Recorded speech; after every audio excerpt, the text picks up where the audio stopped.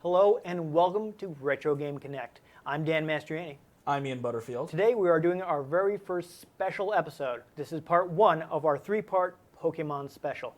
Now to start off our Pokemon special, we're going to go all the way back to Generation 1 and hit Pokemon Yellow Special Pikachu Edition. Technically kind of the second special edition Pokemon that would ever get released because of what would be released in Japan in the beginning and then localized to America. Absolutely. In Japan, first they got Pokemon Red and Green. And they came out with a special edition called Pokemon Blue. Yep, they came out with Blue, had updated sprites, a few less glitches in it, although you could still get Missigno. I got Missigno. I avoided it. I was afraid of messing up my save file. But no, they updated the sprites because some of them on the Red and Green were a little horrifying, actually. Haunter especially was creepy. Well, they are pocket monsters. This is true. This is true. Yeah, but when the games came out in the US, they were actually based on Pokemon Blue. Yes, and they came out as Red and Blue. Right. I understand there were a couple translation errors because they based the script in Red and Blue on the script in the Japanese Pokemon Blue, which changed a few things around, which they didn't account for when they translated it. Hence Splash being a normal move, Yeah. instead of it being like Hop. Yeah, not that, but there were like a couple of Pokemon you could trade for. There were different Pokemon in the Japanese Blue version because they switched the lists back to match Red and Green. Mm-hmm. So you'd be trading for different Pokemon. They'd be talking about, oh, but this Pokemon evolved, but the Pokemon you were actually trading for was one that couldn't evolve. Yeah. I didn't actually write down which ones those were. So I can't be more specific than that. Well, but ones that would evolve via trade would be Kadabra to Alakazam, Haunter to Gengar, and Machoke to Machamp. Those are the big ones. yeah, I think that you could get like a Machoke in one of those trades. So they were talking about how it would evolve, except that back when you went to Red and Blue version in the US, it wasn't what you were trading for, so you would get a Pokemon that didn't evolve. Yeah. Oops. And then there's one, I think in a later game, that is holding an Everstone. It's like, haha, it didn't evolve. Yeah, it's holding an Everstone. That's how you get the Everstone in the game. It's kind of a jerk move. Weird. Yeah, but now, basically, Game Freak started out as a fanzine. Basically, the creator of Pokemon, Satoshi Tajiri. Right? No, I'm getting their name wrong. That's right. Yeah, he Tajiri. was a bug collector. That's Absolutely. actually what this was based on. And he loved bugs. Whilst they're not exactly the strongest type in the game, they're still one of the most numerous types and one of the introductory types. They basically give you Caterpie and Weedle as the tutorial for evolution in the game, because they evolve at level 7 into Metapod and Kakuna, and then level 10 into Butterfree and Beedrill. So it's your crash course in evolution, because your starter Pokemon won't evolve until level 16. It's actually an 16. interesting culture thing in Japan. There is, at least at the time that Tajiri grew up, there was a culture of collecting bugs and having them fight each other. So it's directly from that concept. It's directly from things he actually did as a child. Yeah. Which is interesting because that's the way Shigeru Miyamoto comes up with a lot of games. Like Legend of Zelda is famous for being based on his experiences exploring caves as a child. And that actually hooks into Pokemon, as Tajiri and Miyamoto met and became friends, and Miyamoto was in Tajiri's corner when he was pitching Pokemon. And there are definitely plenty of caves, and even just the original Pokemon, and that's a staple throughout the series, having different caves. And a lot of times, Victory Road, which is essentially the last trip before you get to the Pokemon League, is pretty much always a cave. Or in the 6th gen, it was part cave, part mountain. Yeah, so he originally came up with the idea in like 1990. It took them 6 years to actually get the game made. He had pitched it to Nintendo several times, and Nintendo was just not interested in the idea until Miyamoto helped them out, helped them come up with the proposal, got behind it, at which point they finally got funding from Nintendo. As I was saying earlier, Game Freak had originally been just a fanzine that he did with Ken Sugimori, who does all the character designs for Pokemon. And they'd been doing the magazine, and they eventually, around '89, decided to get into game development. And around 1990s when he first had the idea. But in the meantime, they made several other games. One of the most... They had Mendel Palace, which is a puzzle game. They worked on Mario and Wario, which I'm not sure, I don't think has ever been released in the U.S.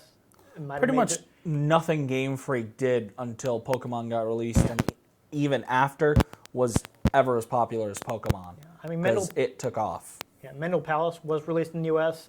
Pulseman is an interesting case because that's a game they actually did for Sega for the Mega Drive in Japan, Genesis in the U.S. It only got a cart release in Japan. It didn't come out for purchase in the United States until it was available on Virtual Console, but it was available on Sega's Sega Channel, which was... The first e-store. Maybe not the first, but one of the first. Yeah, in a way, because basically it was a cable channel you could subscribe to and let you play Sega Genesis games, which is pretty interesting, but that's something we can get into. On the Mega Drive. Yeah, if we're playing that. But they'd had that history. They put out a few games, but Pokemon was his dream. They kind of formed the company thinking like, I want to work on this brand new Game Boy technology. Yeah.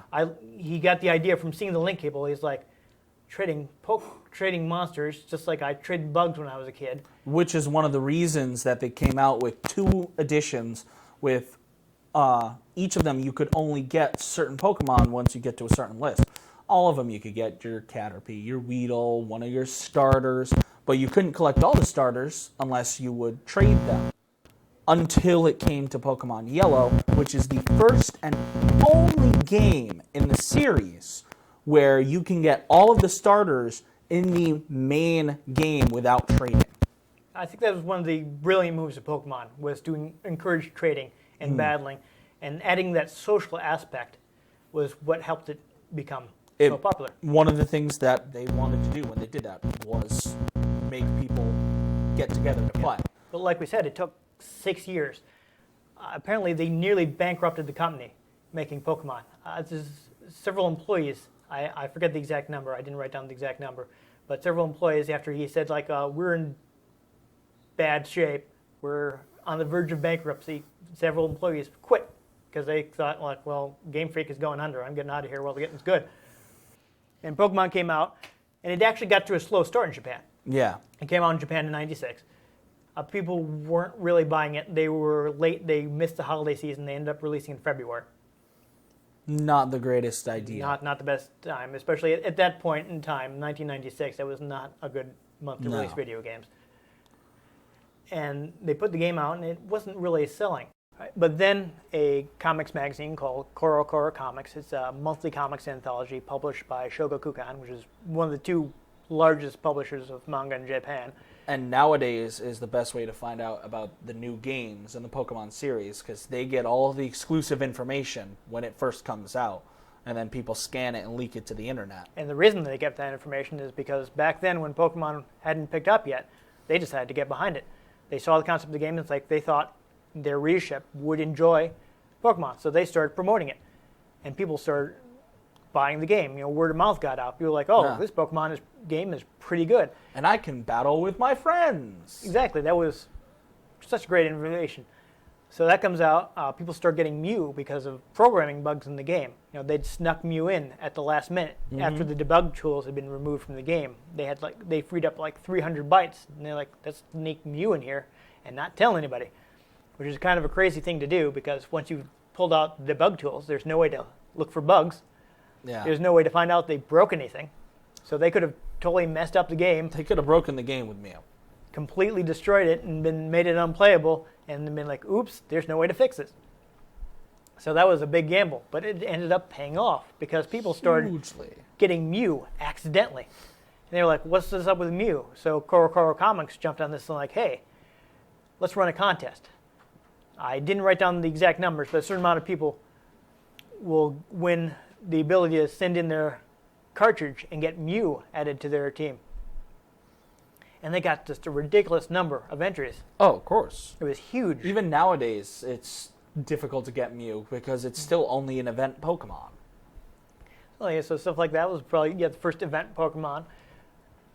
They came up with a bug fix version, adjusted. We mentioned a little earlier Pokemon, the Japanese version of Pokemon Blue with the new graphics and all that. New, slightly updated graphics, and the sprites were changed. A lot of the sprites were changed. Again, the older sprites, some of them were kind of creepy. They made them better and had certain things fixed where, like, coughing was upside down in the original games. Like, his face was down here, and then the skull and crossbones was up here. But that's supposed to be the other way around. Fun times. That's what happens when you're crunching on a game for 6 years. Yeah. But, they got behind that. Blue was originally only available by mail order from Koro Comics until it got a wide release like 2 years later. But Blue is, of course, what they based the American Red and Blue on. They took the programming from Blue, the Pokemon list from Red and Green, and they kind of combined it. And so basically, for a while, they weren't sure if they were going to release the game outside of Japan. They were like, well, is this too Japanese? Are Americans going to get into this? Is this something that's going to sell overseas? But then they had the manga come out, they had the anime come out, and as they were localizing it, the anime came out at the beginning of September, and what was it, 98? Yeah, 98. And a little over 2 weeks later, Red and Blue came out. I feel like in that was America. a calculated move because by that point they decided to bring the game on. So like, let's bring this whole stuff out together. We can do a major marketing blitz and get this to sell right away rather than taking a long time to pick up like it did in Japan. Well, Pokemon in itself is a marketing dream. All these different monsters, different plushies you can buy. You have to buy both games to get everything, or you have to play with other people to get everything. I was reading that the Pokemon Company was set up precisely because they could no longer handle all the licensing deals by themselves. Yeah. So they set up the Pokemon Company specifically so they could be like, you guys handle this. Our president is... Yeah, that's why when you open a Pokemon game, when you first go into it, it's got Nintendo, Game Freak, and the Pokemon Company. All three of them producing it. But a really interesting thing I found out is that when they were looking at localizing the game, they were busy, making Gold and Silver. So to take some pressure off of them, they actually had Satoru Iwata, who's now the president of Nintendo, but at the time was the president of HAL Laboratory. Famous for making the Kirby games. Absolutely. And he was the president there, and they had him look over the code because he came up as a programmer. He's an executive now, but he started in the trenches doing the programming. And he went and examined the code himself. Like, the code is kind of disorganized, a bit of a mess. Apparently they hadn't actually even written a specs sheet. But he's such a talented programmer that he's able to figure out, okay, this is how Pokemon works, and make suggestions for how to localize it.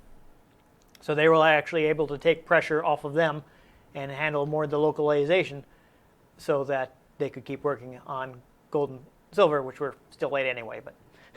Yeah, but they had a jump on it to begin with because there were actually more Pokemon planned for the original games, but they ran out of space.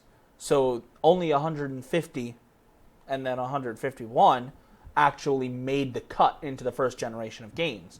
But you can especially tell, like if you watch the anime, in the first episode, Ho-Oh was there. Ho-Oh was a planned Pokemon for the first generation of games, but they couldn't fit it in. Oh, absolutely, yeah. You get a lot of like sneak previews in the anime. I mean, there's in the first season, doesn't Misty get the Togepi in the first season? And that's a Gen 2 Pokemon. Gen 2 Pokemon that you again get at you get that early on in the game. You get the egg. It's your tutorial on hatching an egg. Yeah, and that wasn't available in the games you could buy then, so they were already gearing people up for the next version because they knew it was coming. Yeah. But it hit America with that huge marketing blitz. Like you mentioned, within a couple weeks of this TV show starting, the game was... Red and Blue was out. Yep, on the market. And then a year later, we get Pokemon Yellow. more based on the anime and really the only game to do that. That's really unique in doing that. I mean, whoa, throwing things. A nice complete in-box copy. Yes. Or you could be messing it up. Are you Hulk are you smash. mad? Are you mad that I own Pokemon Yellow complete in the box? Yes, I'm jealous. I'm gonna just lean this up here because it doesn't want to stand up anymore. But huge marketing blitz. Actually, I can actually show you right here. I brought these in. Live today, people.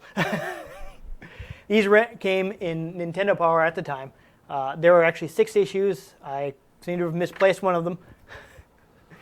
But these covered the entire first Red and Blue. There's a walkthrough, basically. Yeah, it gives you a walkthrough, gives you all kinds of things, gives you one of those little TV comics where they take still shots from the TV series and arrange it like a comic, which I've always hated. I'm not a big fan of those. But they put those in there, get you excited about the game. You know, they got the Gen Sigma art right on the cover. And one of the things that, when Pokemon Yellow came out, helped people really love the game is it was the first game and one of only 3 where you actually had a Pokemon out of the Pokeball and following you. The only other games to do that would be Soul Silver and Heart Gold, the Silver and Gold remakes. But that would be just whatever's first in your party. This, always Pikachu. Yep. Only Pikachu. You couldn't have your Charizard out, you couldn't have your Charmander out, you couldn't have your Blastoise. It was only Pikachu. And Pikachu was also very stubborn in this. You could not evolve it like the one in the anime. Yeah, they did a lot of things to make it more like for other people who've been watching the show. Yeah. Like I said, you could get all of the starters like Ash would eventually in the anime, although you could actually evolve all of them in this. Yeah, well, he evolved. Didn't he evolve? I thought he evolved all the starters. No, he got Charizard. Yeah, you think nearly 20 years he'd finally have caught them all, but he never did. I don't know. He's got about 40. Yeah, it was just about what I That's have, 700. and I did that in a couple months. Come on. Yeah, I actually was reading it pioneered the friendship system because you over the course of the game you can get closer to Pikachu the more you use it, and you can talk to him, and a little box will come up. We'll show you that when we're playing. Yeah. But they brought that back for later Pokemon games. And well, they brought friendship back as a mechanic right in Gen 2 because that is how you evolved Eevee into Espeon and Umbreon. Because they had to be at max friendship and then level up in either the day or the night. Also, a Pokemon game that doesn't have the day and night cycle or any timing cycles at all. No, they wouldn't have that until later. But it's interesting. They changed the graphics some more. They changed some more of the sprites to make them look more like the show.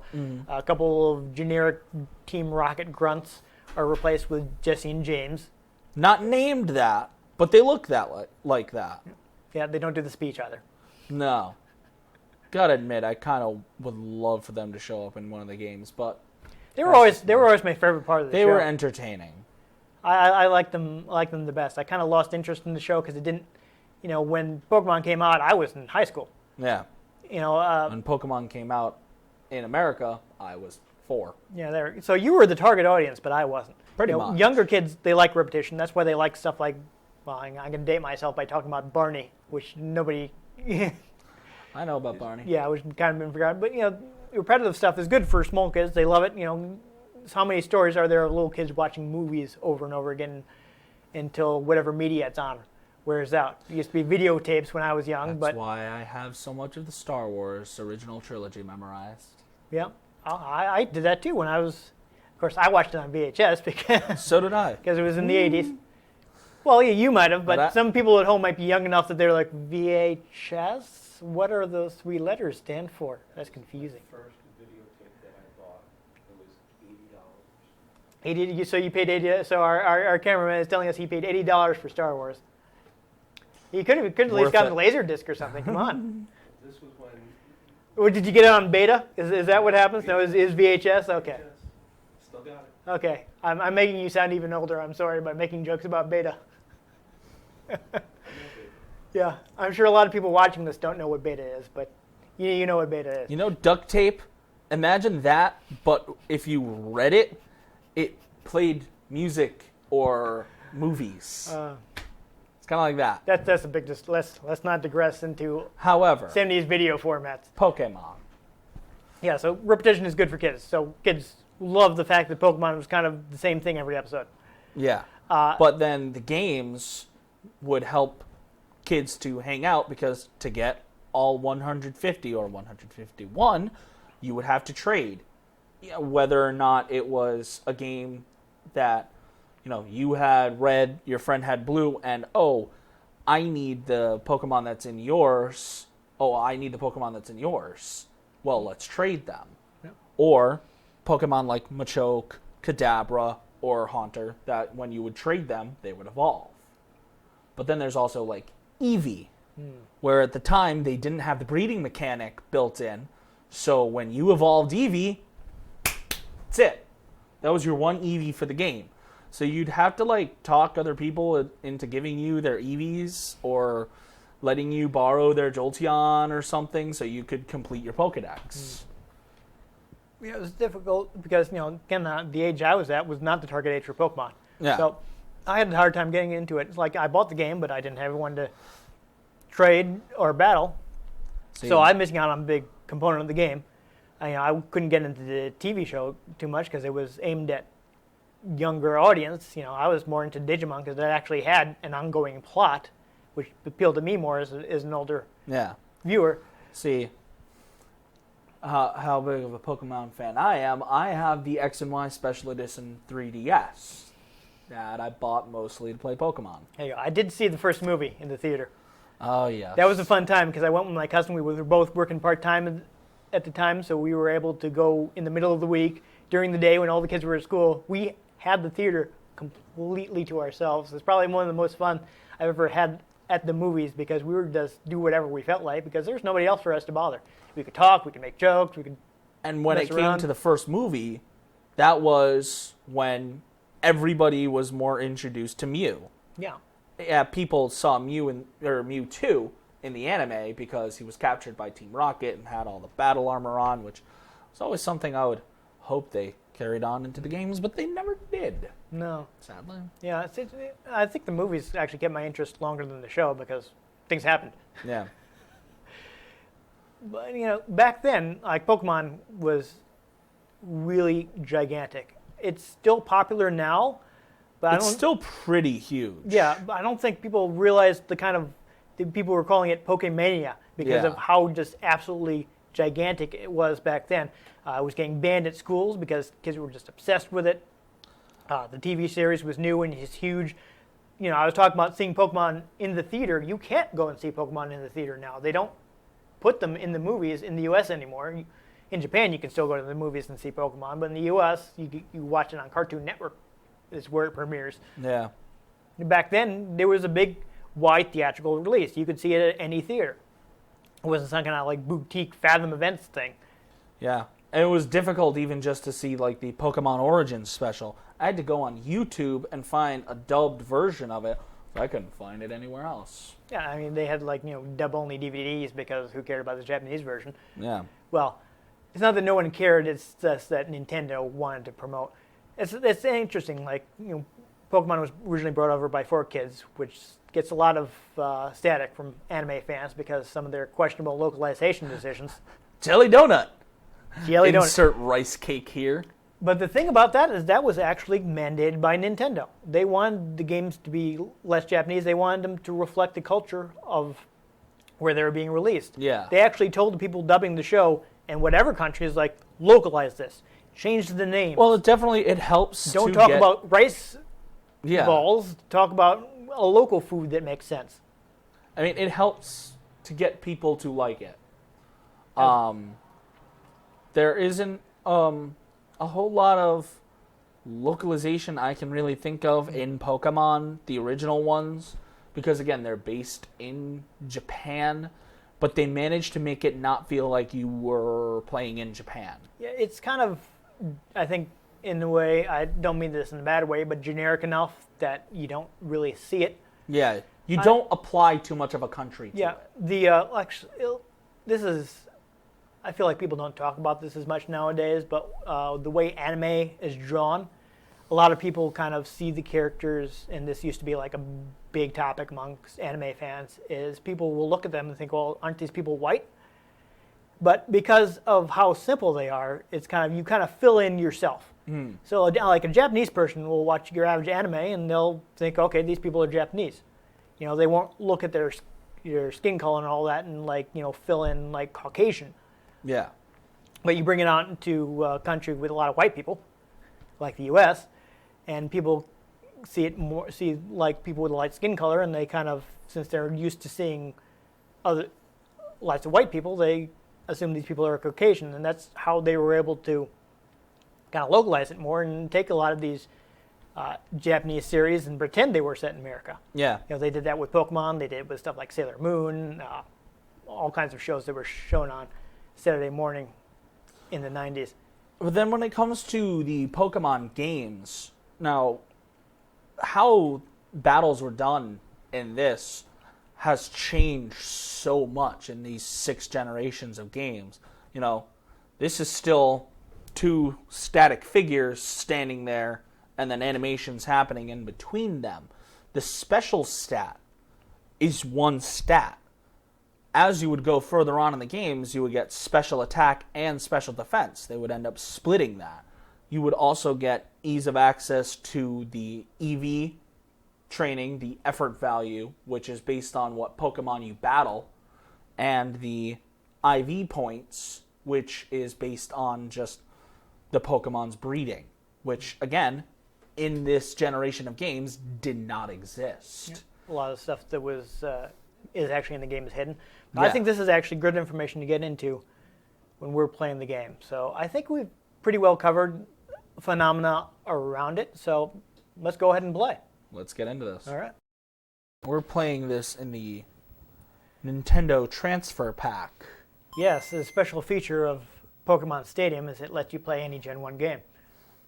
A feature that would go through the Generation 3 games in the GameCube, but would eventually be lost as soon as we got over to the Wii. I feel like with the updates to the portable hardware that these games are being played on, having a battle on your TV would become less necessary. Yeah, especially since now they have the 3D battle mechanic. The stadium mechanics, really. Yeah, that was the big thing about Stadium. Is like, wow, you can play Pokemon in 3D.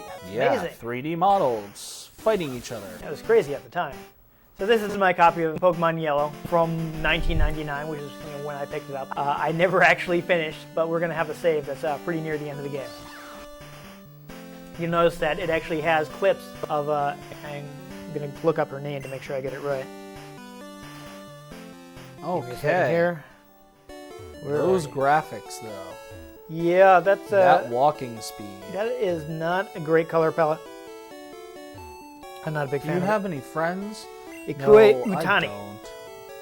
So she is the voice of Pikachu, which is actually pretty interesting in that she's the voice of Pikachu in the US and Japan.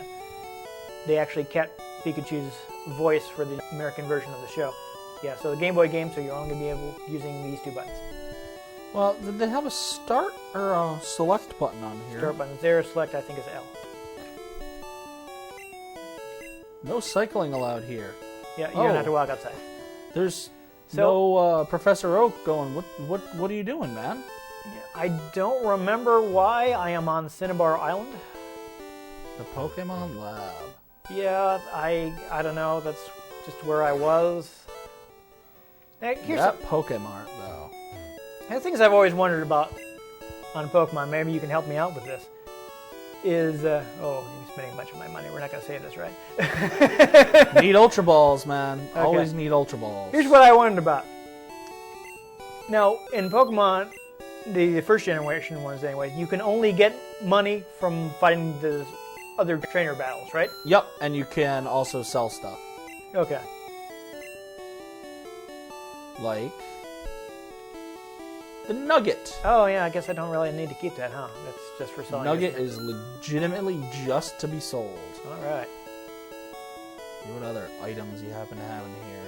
Yeah, see, well, we can get through this. Okay, so what happens if you run out of money? Is there any way to get more? Can you you get money from fighting the Elite Four? Oh, you get money from each Elite Four member. when Okay, you beat and them. I know you can refight the Elite Four, right? Yes, you can always refight the Elite So that's Four. how you can make more money if you run Whoa. out. Because I always wondered about that. That's yeah, different. the color palette, because I guess you're technically in a different area, so it changes the color Oh yeah, palette. it changes the music. I didn't know. That's weird. Yeah, this game, I mean, it was originally a Game Boy game, so black and white. You've already shuffled my party a little. Yes, I did shuffle the party around just to get some. I mean, you want to try going to the Elite Four, so I think Palatine is the closest. Yeah, all I have left to do is go through the final cave. Moltres. That flying animation, though. Yeah, it's not actually Moltres. Let's not worry about it. It's just generic bird. Yeah, but As you can see, we got the Pikachu. yes, let's talk to following Pikachu. us. Let's talk to Pikachu. That is some really, really nasty, scratchy sample quality. As you can see, my Pikachu loves me because I've been using him right from the start of the game, which is why my Pikachu is such a high level compared to all my other Pokemon. I don't actually have anything with cut in the current party, I don't believe, but we don't actually need to cut that. I thought Venusaur had cut. Oh, so it does. All right, that's right. I didn't Apparently, have you Venusaur in had my to party before. go to. You had to go to the menu to actually use HMs. Yeah. I'd like to note, I have been playing Omega Ruby and Alpha Sapphire. I am not used to this old style anymore. It's pretty awkward, but you don't actually have to go through there. You can, yeah, walk around here. I don't know if you want to. I don't know if there'll be anything around here that I don't already have in my party, but I guess we can try. We can try catching something. All right, Pokemon Battle. The fun thing is, it will Nidoran. actually show you, right? If I've captured it. Yeah, There'll be, no, you haven't captured this. Really, I don't have a Nidoran. All right, great. Except I so cannot attack this because it will die. you will So murder we're it. just gonna try a Great Ball. That would be bad. It's a great ball. I actually made the mistake. I don't know what I was thinking at the time. All right, Nidoran was caught. Great. For some reason, had it. I don't usually bother. But I had Oh, the... apparently you did have it. Maybe they don't have Really? a little Pokeball there yet. Oh dear, they hadn't added that yet. But when I was playing this originally, I had it in my head that there was a way to get more Master Balls after you use the one, and I went and used it on one of the legendary birds. Oh. So, I don't think you actually need to talk to these guys. Go ahead and just walk right past them. But I'm pretty sure they will stop you if you've not gotten all the badges, which I have. So, or you can, make a Cheech and Chong reference to me like, badges? We don't need no stinking badges. So again, normally in the newer games, I can just click A and it'll allow me to surf. But I have to go to All the way to the menu. Gyarados. My Gyarados that I dropped off at the daycare center because there was no way I was starting a bunch of battles with it Oh yeah. and pulling it out so I could get it experienced because all it has is Splash as Magikarp. Nowadays you can get it with Flail too. Yeah. Does that actually do anything? Yeah, that does damage. Okay. I mean, I don't know if you want to try to catch something interesting here. Oh, let's see what's here. I don't think there's anything on Victory Road. I'm pretty sure I have one of those. I'm pretty sure you can go ahead and kill Mankey.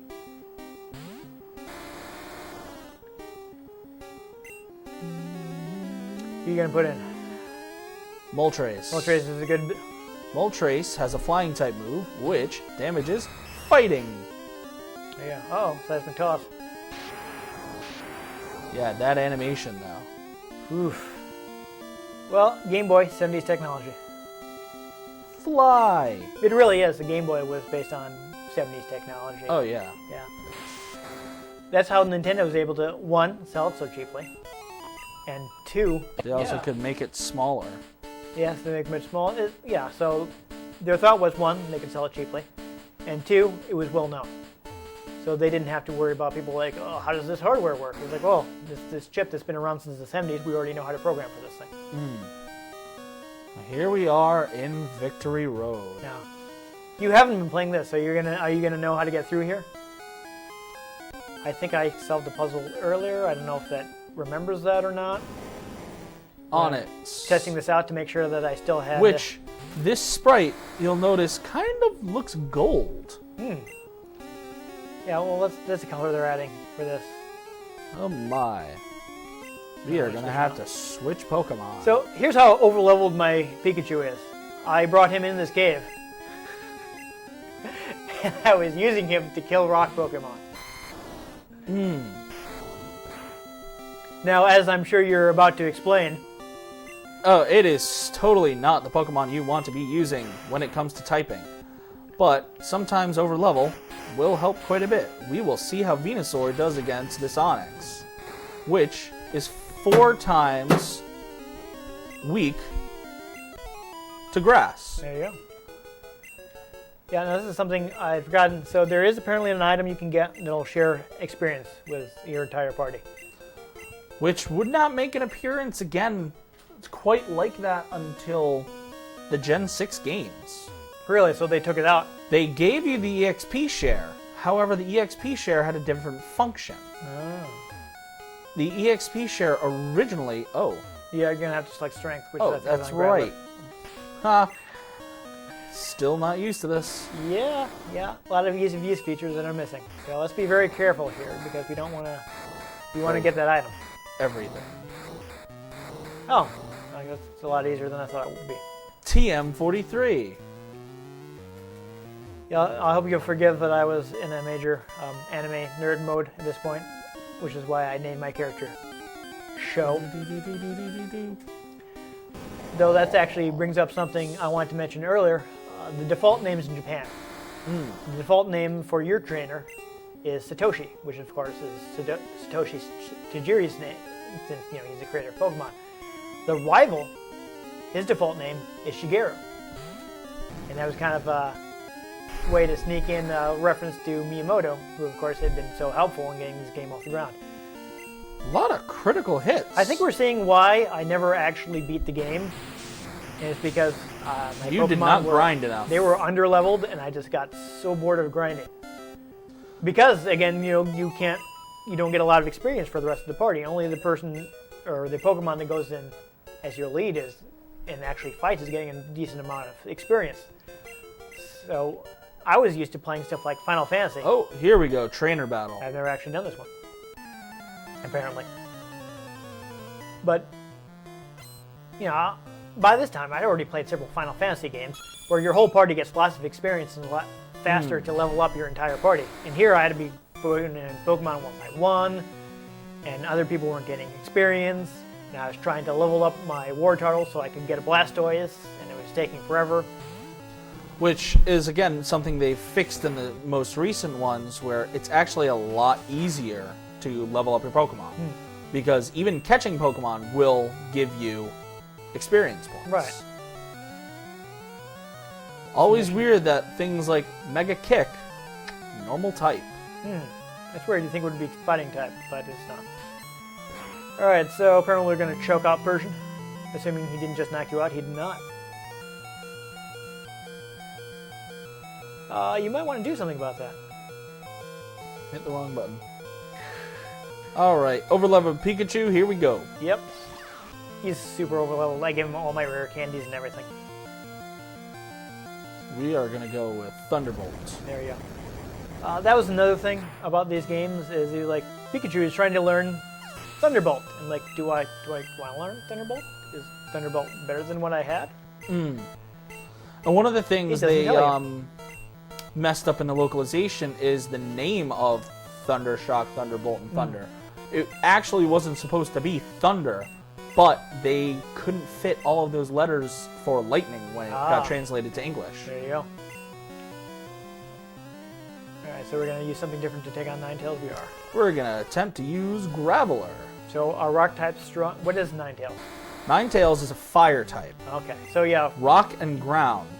However, we only have the one ground move, which is Fissure, which won't work because it's a one-hit KO move, and one-hit KO moves have low accuracy, but will only work if you're a higher level or equal to the other Pokemon. Oops. So we're going to punch it. There you go. Mega Punch. Ooh. Yeah, that's not working out. Well, at least Graveler isn't scared by all that roaring. Ember.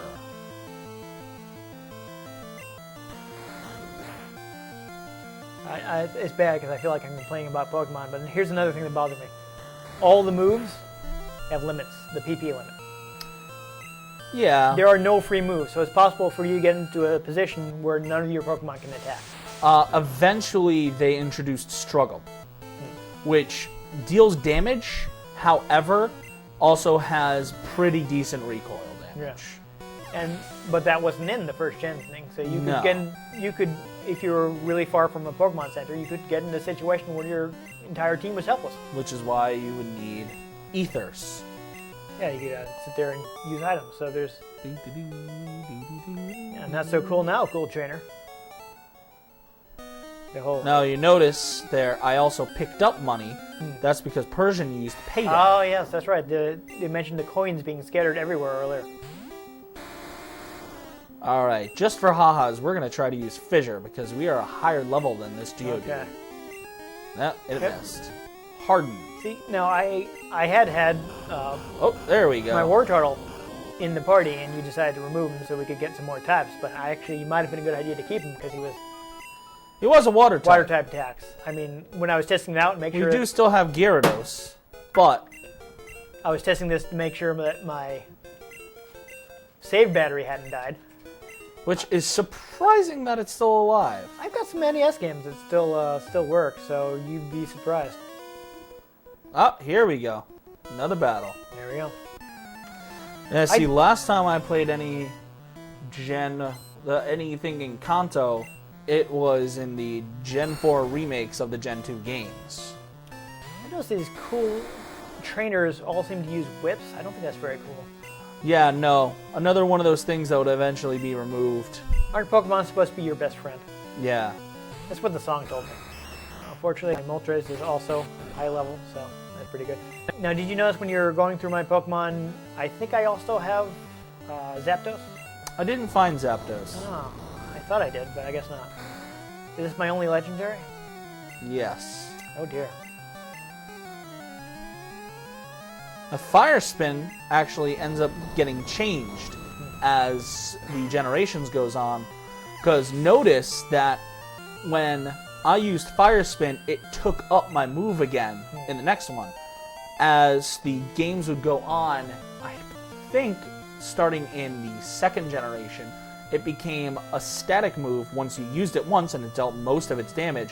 For a few turns, the Pokemon could not be switched out, but would get dealt a little bit of fire damage every turn. But you could still do other things with the Pokemon that it used. Yeah. Okay. And now we can have it learn Earthquake. Okay. A majorly important move. Indeed, and we're getting rid of Tackle. Because Tackle is useless. There you go. Okay. When you're this far along. Gotcha. I guess I was never a Pokemon master.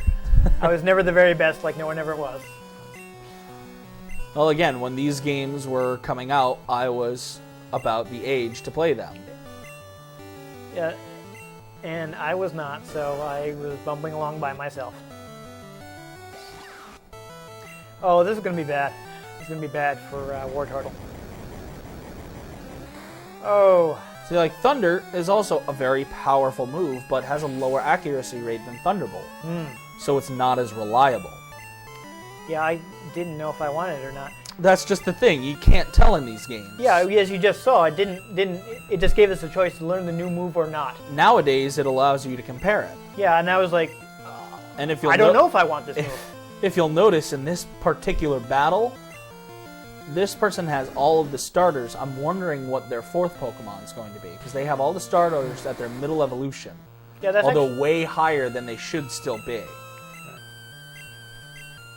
That is actually an interesting thing that I noticed when I was doing the research. Is one of the changes in this is since you get Pikachu instead of one of the 3 starters, your rival will actually get an Eevee. Yep. And depending on, I guess, whether or not you win the battles with him, he'll use a different evolution. I actually am unsure on that. That's what I saw when I was doing the research. I know that... In the meantime, I didn't even know it was possible to lose battles to your rival and keep going. Oh, they have Charizard. Oh, okay, so we need to switch it up here. Because while Charmeleon is a singular fire type, Charizard is dual type fire flying. Okay. So we're going to try using Pikachu There you go. because Thunderbolt is going to knock this thing out of the sky. There you go.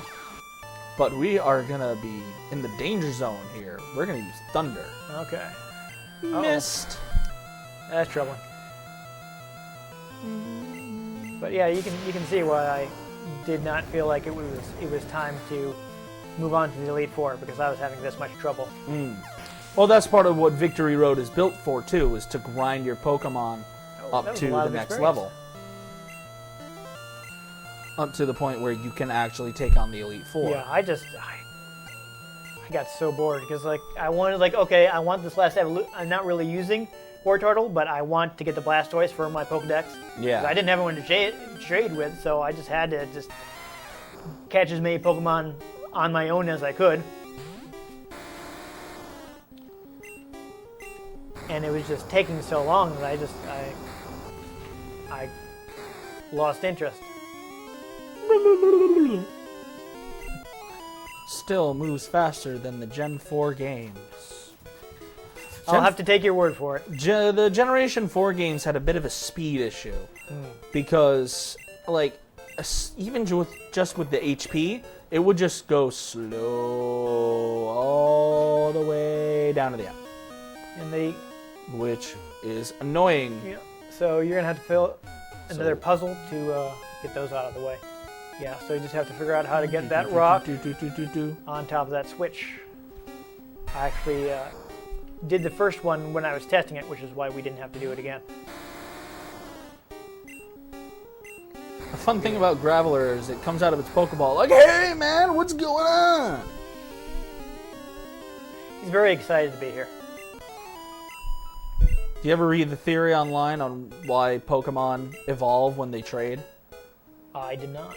The theory is that it evolves when it trades because it is trying to make itself be wanted by the original trainer again. Oh, It's like, that's kind of sad. Oh, that is a sad All right. theory. Really? You're Okay. gonna have to put strength on again because you changed. That's exciting. Now, something I'm going to show everyone here. Now, look at the stats here. You have attack, defense, speed, special. As the games go on, special will become 2 stats, which ends up making the metagame and the competitive so much different. Yeah, I mean, I guess like things like effort values were actually in the game from an early point, but for a long time they were hidden. Yeah, you didn't really know how to manipulate them. Nowadays, you can go online and find a tutorial, and they actually built more mechanics into the game to make it easier. All right, what do we got here? Is it another rock? Oh, A Golbat! wow. I'm pretty sure I have one of those, so you don't need to. But again, with captured Pokemon in the new versions, you will see a little Pokeball next to the name of a Pokemon that you already have. Yeah, we should look at my Pokedex after you beat this Golbat. Like Thunderbolt. There you go. It's a shocking turn of events. Yes. It's quite electrifying. Give him quite a jolt. So this is how you would check out the Pokemon in the game. You listen to their cry. I know why you want to make your remix it. Pokemon cry. There you go. You'll notice in several of the menus, we'll look at that in a second, after you get on this. Several of the menus you'll see print. Yes. And you're kind of wondering, I Game bet you're Boy wondering what printer. the, Game Boy printer. I know. You know about the Game Boy printer. People at home might not know. When you would complete your Pokedex, you could print out your certificate that you completed your Pokedex. Yeah, there was an accessory available for the Game Boy. It was basically a thermal printer. And it supported several games. The Game Boy camera. You could also use it with the Game Boy camera. The quality wasn't super great, but I mean, it's connected to a Game Boy.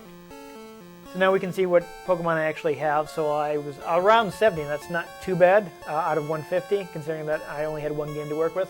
Now, here's something fun, so long as you have all the Pokemon required for this. Charizard, listen to this cry.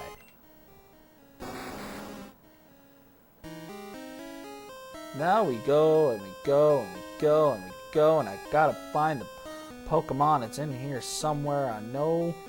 As long as you've run into it. Yeah, possibly.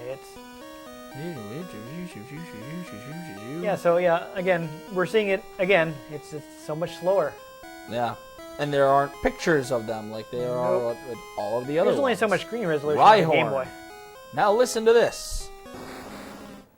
It's the same cry as Charizard. Yeah. Something they didn't fix until the Generation 6 games.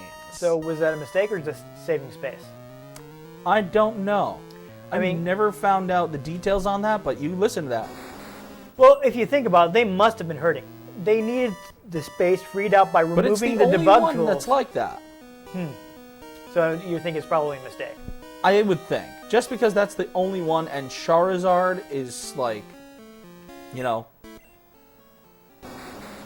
Charizard. It's one of your main Pokemon you're going to be seeing a lot. Now let's battle this guy. Oh, Or not. He's just helping us. Okay, there you go. Okay? Good times, good times.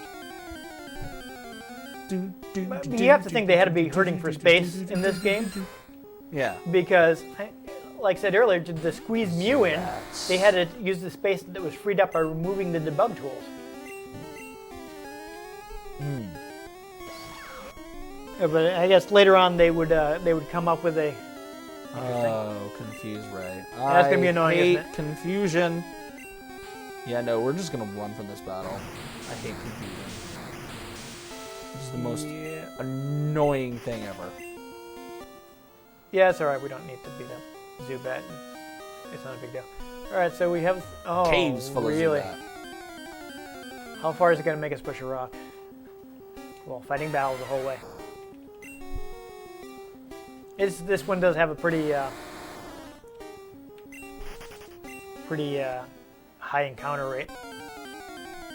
Yeah. I don't think we're getting through the Elite Four.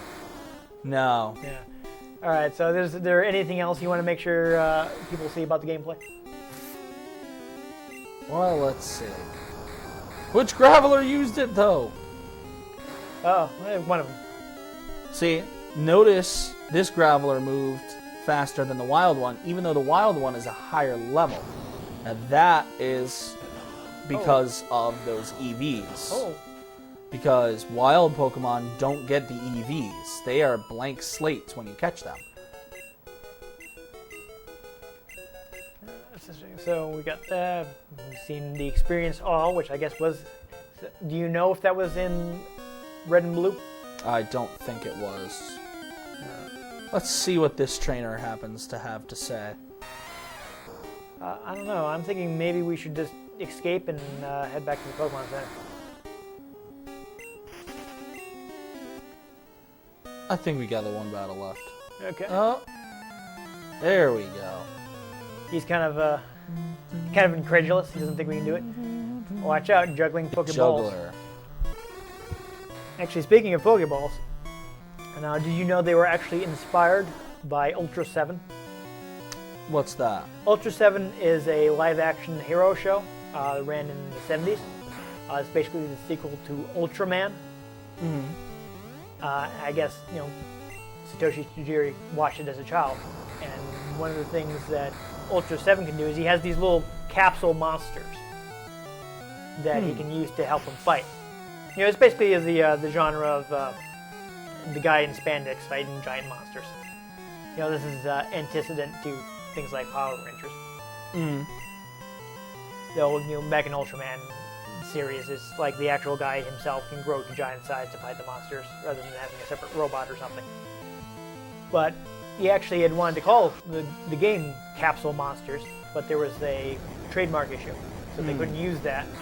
And the abbreviation Capumon didn't really sound too good. Yeah, no. Capomon, Capamon, no. Pokemon. Yeah, so they went Definitely with works Pocket better. Monsters. But speaking of trademark issues, when they wanted to bring Pokemon to the U.S.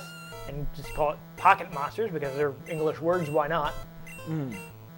It turns out it was a conflict with the trademark Monster in My Pocket, which is a series from the 80s.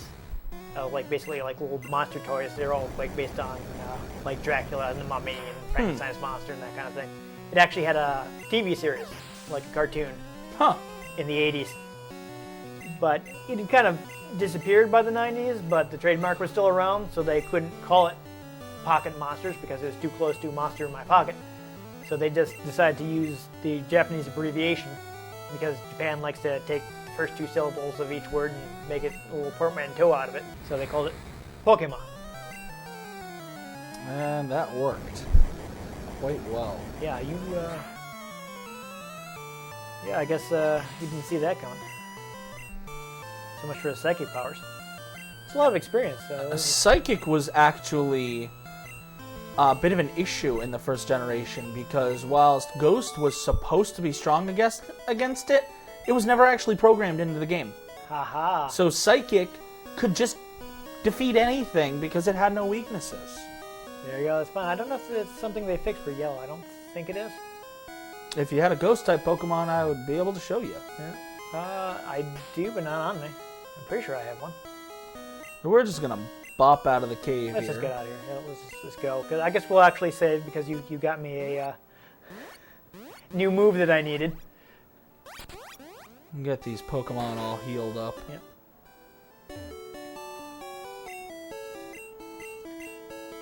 Now, I wish that there was the mechanic to have a Pokemon follow you in every game. I love that mechanic. That is neat. It makes it so much better to One me. of the things I remember about playing this is, talking to my Pikachu all the time, and seeing how it felt. It started off from him not being too fond of me, Yeah. and nowadays you look at him and he's like, man, I should have loved my trainer. Exactly. Well, that's how every Pokemon starts. Yeah, so that would amuse me at the time. So we're saved, so we should be able to. I don't think we need to quit. We can just shut it off. So that's Pokemon Yellow, everybody, or at least part of it.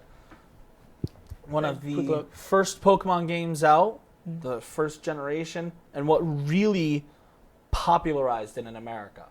Because, again, you could be just like Ash, which was one of the default names you could pick for your character. Yeah, they had that in Red Ash and Blue and as well. Gary. Yeah, Yeah. Ash and Gary, just like the TV series. The marketing synergy. The thing about it, though, is just playing it nowadays, it's so slow. It is. Especially since they really sped up the 6th generation games and the 3rd generation remakes with the experience all, and when it has the experience share going up, it doesn't go through every single Pokemon that's getting experience. It just says the rest of the team got this much experience, which is really nice because you don't have to go through 5 separate Pokemon with what they're sharing. Yeah, I think it's kind of a symptom of how long it took to develop. Because in 1990, I mean, that was about as far as RPGs go.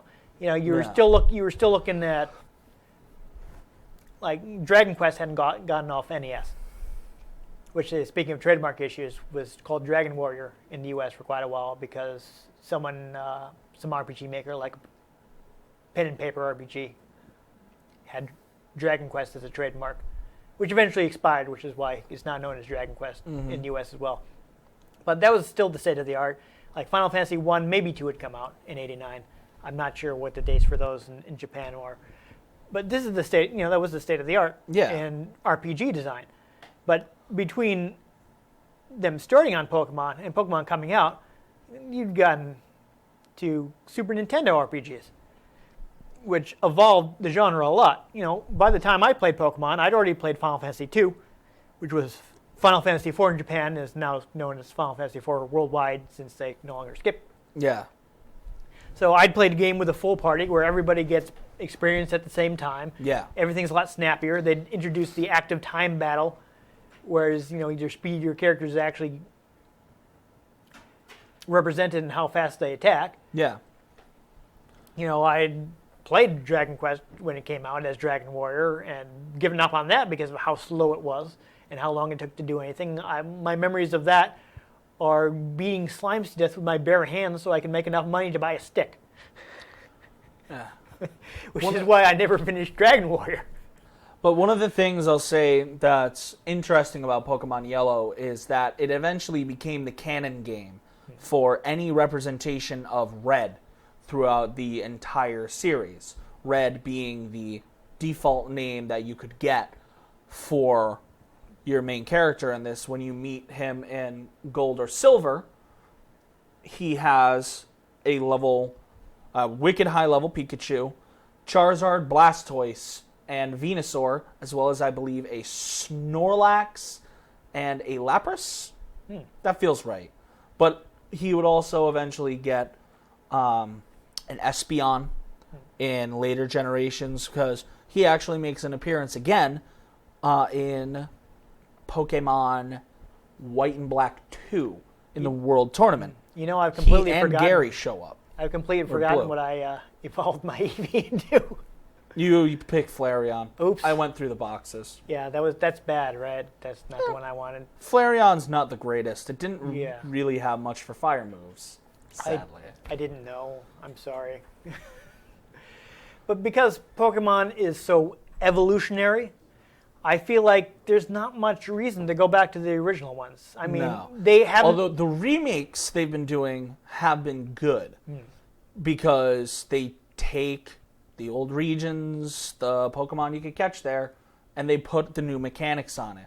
If they were to remake this, so you'd get 3 new types. Well, I mean, they did remake it once into the Game Boy Advance. Yeah, they remade Red and Blue. Yeah, but they made it a red and green, fire red, leaf green. Yeah, they But- went back to the original Japanese. Yeah, but if you Yes. were to release it in, say, the 6th generation format, you'd get 3 new types, Dark, Steel, and Fairy. You would get your special split into the 2 different stats, and abilities. They hadn't even introduced abilities in this. And then you get held item trade evolution, mega evolution, you get double battle, triple battle, rotation battle. One of the things that has managed to keep it fresh as you go along is they keep introducing 1 or 2 new mechanics every time they release a new generation of games. That's exactly where I'm going with it. They've added features. Have they really cut anything? They've cut things, but They will generally cut not things that have that come out in newer ones. Like Yeah. the Gen 4 games had this way to bury underground, and there were all these little mini games you could play. But after the Gen 4 Diamond, Pearl, Platinum, you don't see them. Yeah, my thinking is anything of value lost? Really? Not entirely. The hidden bases disappeared for a while, but came back again when they re-released the Gen 6. But again, they added dozens of features. Yeah, and you can go back and get all the Pokemon, so it's not like there are Pokemon that are only in the older versions. Mm-hmm. It's just, I find like there's a hard... It's definitely hard sell. difficult to go back to playing one of the old Game Boy, even Game Boy Advanced Pokemon games. Yeah, they added so many ease of use features, not Being just... able to walk up to something that you need an HM for, clicking on it, and if you have the Pokemon that has the HM, it's like, oh, do you want to use the HM? All right, here we go. Exactly, yeah. So they've made it faster, they've added new features, they've added can run. ease of use. You can hold B and run. I think there's a shortcut to get to your bike. Yep. You can just click- press a button. Well, it's an item select. You can quick select anything, but most people would put the bike. Nowadays, you can quick select 4 different items. Yeah, back in Gen 1, you had to go into the menu, go into your items, select the bike. So it's just... And it wasn't even divided up into key items, Pokeballs, TMs, and HMs. And another feature they've recently added is the infinite use TMs. Back then, you got your TM, you either had to buy another one, or if that happened to be the only one in the game, congrats, you used that one TM once. Now, you find a TM, you can use it an infinite amount of time. Now, that's something that's very dangerous in a Pokemon game where your Pokemon can only have 4 moves, and if you replace one, you better hope that it wasn't better than what you replaced it with. But also now, you can compare moves as you're going to learn them. There are also the move deleters that can delete the hidden moves. There are the move reminders, or rememberers. You go to them, you give them a heart scale. You can have your Pokemon remember a move that it learned via leveling up, which is also the only way to get certain new Pokemon to learn a move. Like Aegislash can learn King's Shield, but only if you go to the move reminder and have him teach Aegislash King's Shield. Because the way it's set up is it doesn't know it until a certain level, but it evolves past that level. It's crazy. It's weird. But it works. Yeah, I don't want to seem like we're dogpiling on Gen 1. For Because the time, it was pretty much revolutionary. yeah, for the time, it had a lot of great features. It's just, they Going- smooth things out so much. They smooth things out so much that picking up the old game almost feels tedious. Right. Even just picking up Soul Silver feels tedious after I've been playing X, Y, and ORAS. Because they didn't have the faster leveling system. Nowadays, they level up faster. So the games are historically important. They innovate a lot of things. But I don't think you're missing out if you haven't played them yourself. So unlike some of the other games we play on the show, where it's like, this hasn't been repeated since, or the game still holds up really well. I don't want to say it doesn't hold up, just that it's been... I mean, the first-gen games really don't hold up just because Game Freak and the Pokemon Company have done so well to make them better. Yeah, they've become made new obsolete, ones. basically, Yeah. is a way to say it. So, I think, that's pretty much the... Pokemon is good, but this is a case where even though we're doing a retro gaming show, we're going to recommend the newest games. Yeah. Because they've just kept evolving and brought, while not losing the core of the old games. Precisely. Now, I'll admit, the remakes they do tend to be fantastic. They could remake Pokemon Yellow till the end of time, and I will buy each one because they add something. And I was saying, you could make a sequel game for Pokemon Yellow that's in the second generation era, but also in the sixth generation, because there's just so much connectivity between all the games nowadays. Well, now, if you disagree with us, feel free to come into the comments and tell us why people should play Pokemon Yellow today. If you like this episode, make sure to give us a like. If you want to get in touch with us, I, of course, am at NewTypeCola on Twitter. I'm at ENG Butterfield on Twitter. And remember, this is only part 1 of our 3-part Pokemon special. So if you want to make sure to catch them all, subscribe to our channel so you won't miss a thing. Thank you, and we'll see you on the next episode of Retro Game Connect.